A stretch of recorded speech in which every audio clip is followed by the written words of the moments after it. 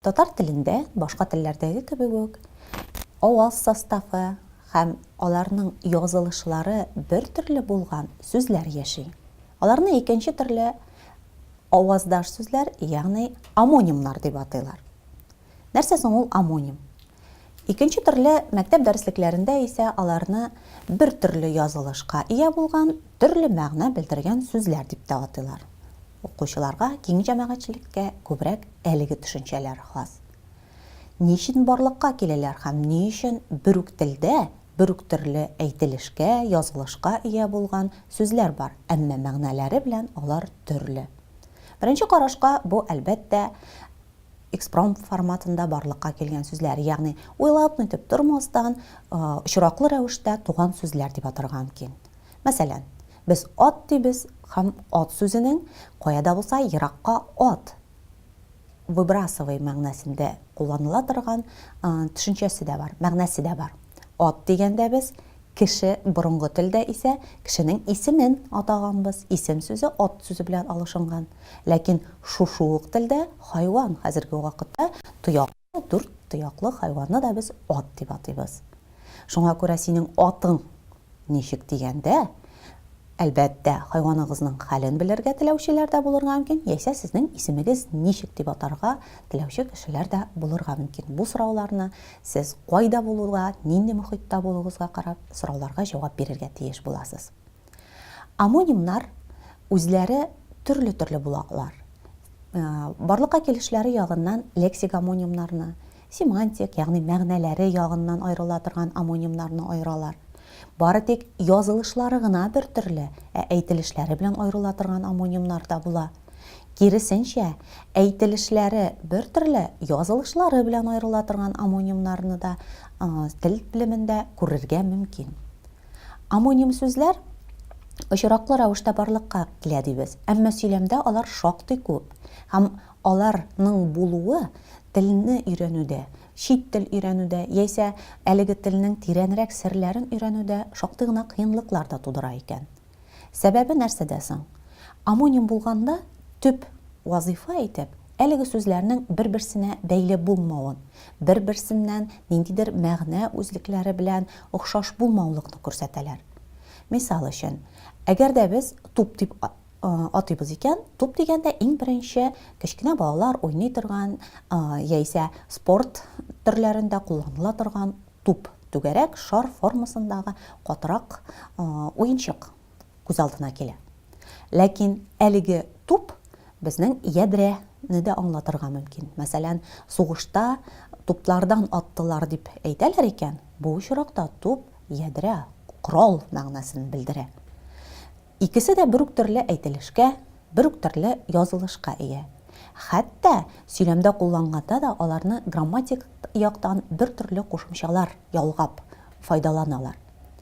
Әмма әлеге сүзләрне мәгънәсе аерылу һәм мәгънәсе икесе ике төрле, яисә тагын әле күчерелмә мәгънәләрне кулланган очракта башка бик күп төрле төсмерләр белән, башка бик күп төрле сүзләр җыелмасында кулланылуын да исәпкә алырга кирәк. Амоним сүзләр бер-берсенә охшаш булмаска тиешләр.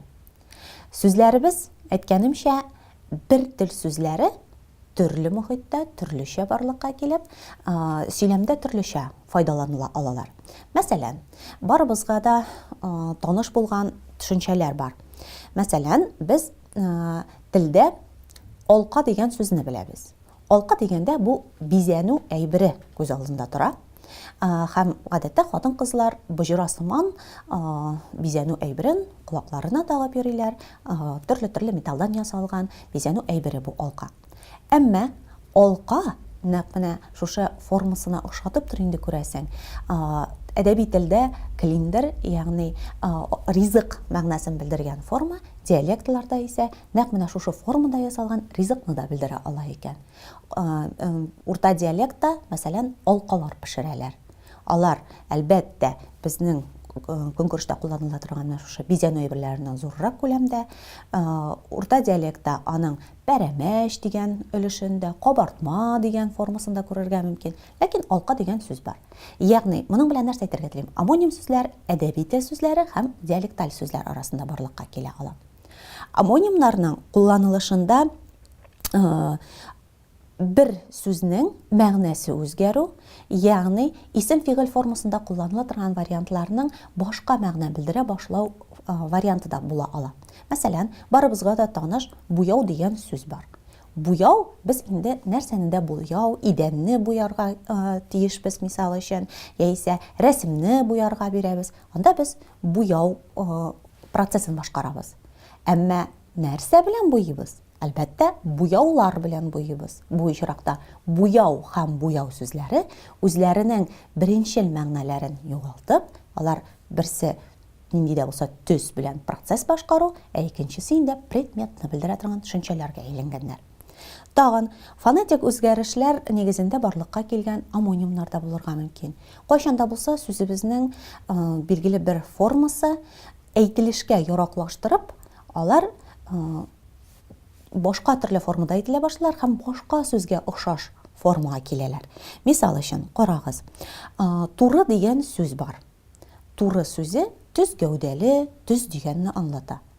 Ләкин сүз турында сөйләгәндә, туры сүзле кеше дигәнне шулай ук ишеткәнегез бар. Ул кайчандыр тугры, ягъни бары тик дөресен әйтә торган һәм үз сүзе өчен үзе җавап бирә торган кеше өчен кулланылган. Хәзер исә тугры формасы туры формасына күчкән һәм шуның белән тагын амоним сүзләр барлыкка килгән. Алынмалар арасында да амоним сүзләр бик еш очрый. Чөнки бер тел берәмлеге икенче тел берәмлеге белән охшаш яңгырашка, кайбер очракта охшаш язылышка ия була башлый һәм шуның нәтиҗәсендә сүзләребезнең мәгънәләре аерыла. Иң классик мисаллардан тир һәм тир мисалы. Тир ату урыны, атырга өйрәнү урыны, тир исә кеше организмыннан бүленеп чыга торган сыйыкчык турында сүз бара, әлбәттә. Монда карта сүзе һәм карта сүзенә мисал, атлас һәм атлас сүзләре нәкъ менә шул формаларга ия була. Һичшиксез, алынма сүзләрне файдаланганда безнең сүз басымы зур урынны ала. Чөнки ике яки берничә тел берәмлекләрен файдаланган вакытта басым һәр вакытта да бер урынга төшмәскә мөмкин. Безнең мисаллар нәкъ менә шуны күрсәтә. Карта, карта, атлас, атлас вариантлары шул турыда сөйли. Әйтелеш белән язылыш арасында аерма булган сүзләр турында да әйтеп китәргә кирәк. Чөнки мисал өчен бездә шундый классик мисаллар, Габдулла Тукай шигырьләреннән алынган классик мисалларыбыз бар. Мәсәлән, балавыз һәм бал авыз. Без аларны һичшиксез амофоннар икәнен беләбез, ягъни әйтелешләре бер төрле, язылышлары белән аерыла торган. Сүз тезмәдән тора торган сүзләр һәм бер сүзне белдерә торган сүзләр. Карт аю һәм картаю мисаллары шуны күрсәтә. Амографлар исә бу язылышлары бер төрле, әйтелешләре белән аерыла торган берәмлекләр. Бу очракта без бал һәм бал мисалын, тир һәм тир мисалы шуңа мисал булып тора. Тагын әле амоформалар да бар.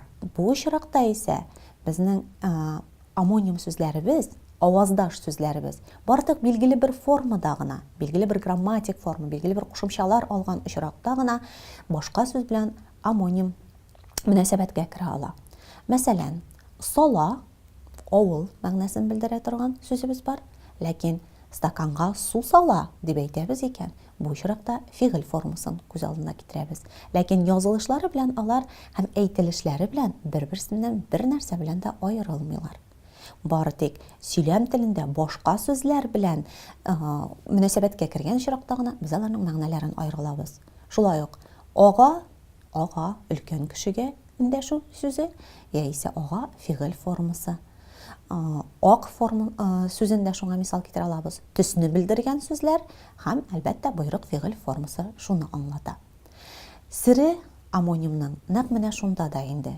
Сүзлекләрдә әлеге амоним сүзләр аерым төшенчә буларак теркәләләр. Улар нигездә аңлатмалы сүзлекләрдә яисә терминнар сүзлекләренә теркәләләр.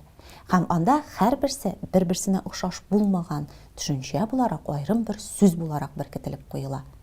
Әмма сөйләмдә кулланган вакытта аларга инде башка кушымчалар ялгану, башка формалар ялгануга бәйле рәвештә мәгънәсен айыру һәм әлеге сүзнең сүзлектә нинди мәгънәдә кулланылуын табу, әлбәттә, телне камил белгән, яхшы үзләштергән кешеләргә генә бик җиңел табарга мөмкин була мәгънә төшенчәсен. Чөнки әгәр дә амоним сүзнең бер мәгънәсен генә алабыз икән, икенче контекст эчендә без аны башкача аңларга мөмкин. Серле сүзләребез, амоним сүзләребез шуның белән катлаулылык тудыра.